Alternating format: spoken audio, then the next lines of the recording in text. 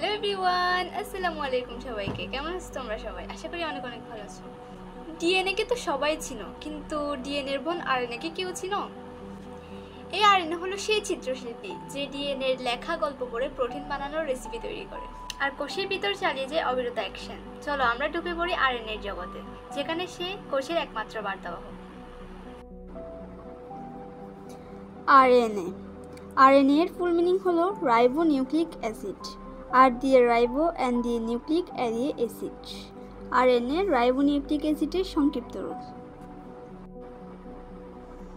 RNA এর সংজ্ঞা: আরএনএতে থাকে একটি পলিনিউক্লিওটাইডের সূত্র। এতে 5 কার্বন বিশিষ্ট রাইবোজ শর্করা, অজৈব ফসফেট, নাইট্রোজেন গঠিত বেস বা ক্ষার যেমন অ্যাডিনিন, গুয়ানিন, সাইটোসিন এবং থায়ামিনের বদলে থাকে ইউরাসিল।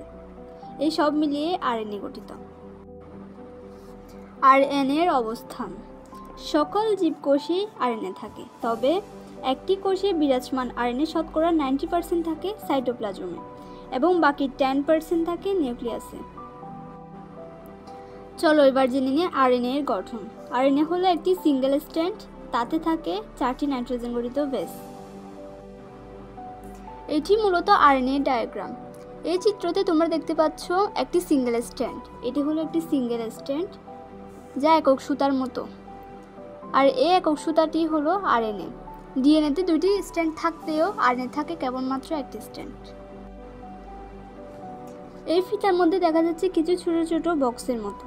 এই বক্সগুলোর মধ্যে রয়েছে একটি বেস, অর্থাৎ একটি নাইট্রোজেন গঠিত বেস, একটি রাইবোজ চিনি এবং একটি ফসফেট গ্রুপ।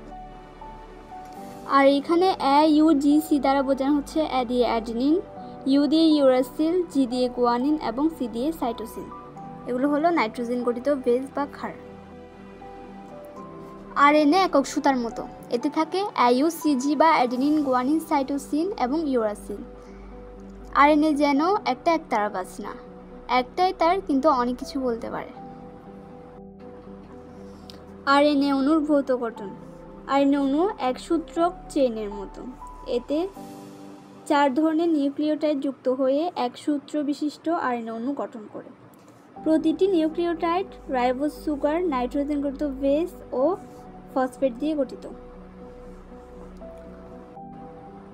অর্থাৎ আরএনএ হলো একটি একক সুতার মতো।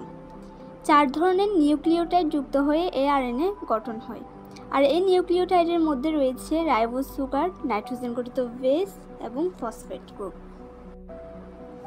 আরএনএ রাসায়নিক গঠন: 5 কার্বন বিশিষ্ট রাইবোজ সুগার, নাইট্রোজেন গঠিত বেস যেমন অ্যাডিনিন, গুয়ানিন, সাইটোসিন এবং ইউরাসিল, তারপর ফসফেট গ্রুপ নিয়ে হলো আরএনএ গঠিত, যেটা আমরা কিছুক্ষণ আগেই জেনে এসেছি। চলো এবার জেনে নিই আরএনএ এর প্রকারভেদ। আরএনএ এর শ্রেণী বিভাগ: আরএনএ মূলত 5 প্রকার: টিআরএনএ বা ট্রান্সফার আরএনএ, এমআরএনএ বা মেসেঞ্জার আরএনএ, আরআরএনএ বা রাইবোজোমাল আরএনএ, জিআরএনএ বা জেনেটিক্যাল আরএনএ এবং এমআইআরএনএ বা মাইনর আরএনএ। টিআরএনএ বা ট্রান্সফার আরএনএ: যেসব আরএনএ জেনেটিক কোড অনুযায়ী এক একটি অ্যামিনো অ্যাসিডকে এমআরএনএ বা মেসেঞ্জার আরএনএতে ট্রান্সফার করে তাকেই বলা হয় টিআরএনএ। টিআরএনএর প্রধান কাজ হলো অ্যামিনো অ্যাসিড পরিবহন করা। এরপর রয়েছে এমআরএনএ বা মেসেঞ্জার আরএনএ। মেসেজ শব্দের অর্থ হলো বার্তা। এটি ডিএনএ থেকে বার্তা বহন করে রাইবোজোমে নিয়ে যায় যেন সঠিকভাবে প্রোটিন উৎপন্ন হয়। এরপর রয়েছে আরআরএনএ বা রাইবোজোমাল আরএনএ। এটি রাইবোজোমের প্রধান গাঠনিক উপাদান হিসেবে কাজ করে। আরএনএ এর শতকরা 80 থেকে 90% হলো আরআরএনএ। এটি রাইবোজোম সৃষ্টিতে অবদান রাখে, যার মাধ্যমে কোষে প্রোটিন সংশ্লেষিত হয়। এরপর জিআরএনএ বা জেনেটিক আরএনএ: যেসব আরএনএ কিছু ভাইরাস দেহে বংশগতির উপাদান হিসেবে কাজ করে তাকে বলা হয় জিআরএনএ বা জেনেটিক আরএনএ। এর প্রধান কাজ হলো প্রোটিন তৈরি করা।